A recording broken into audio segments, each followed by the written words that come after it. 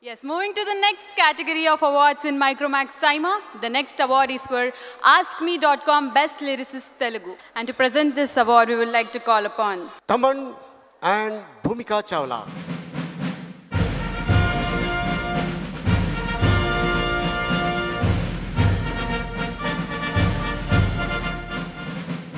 Good evening, Saima.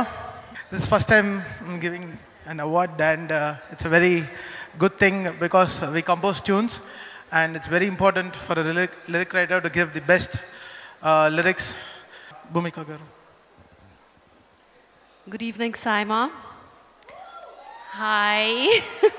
Hi, Ali Garu. It's been such a long time. So happy to see you, and really so happy to see all my colleagues and the senior members of the fraternity.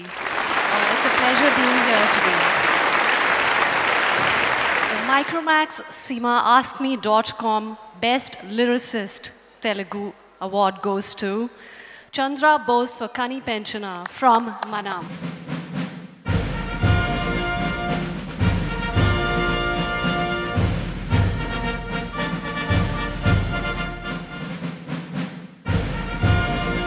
Actually, chapatlu saripovu. Ee cinema Manam ane cinema is very close to, it's a very prestigious film for the whole industry and chala pedda hit ayindi, and it's a superb film. Ee cinemaకి lyrics రాయడం అనేది చాలా సామాన్య విషయం కాదు, and Chandrabose గారు he made live the film really well, and Anup, great composition, man.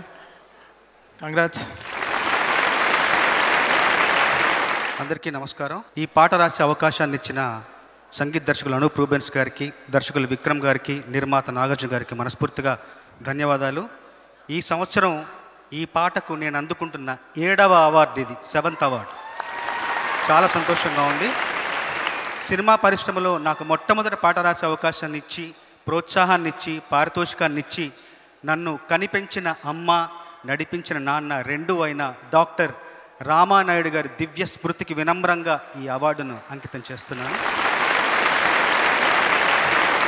ఇలాగ మాట్లాడి వెళ్ళిపోతారా, ఏమైనా పాడుతారితే బాగుంటుంది. ఈ పాటలోని కొన్ని పంక్తులు పాడమంటే పాడతా, ప్లీజ్.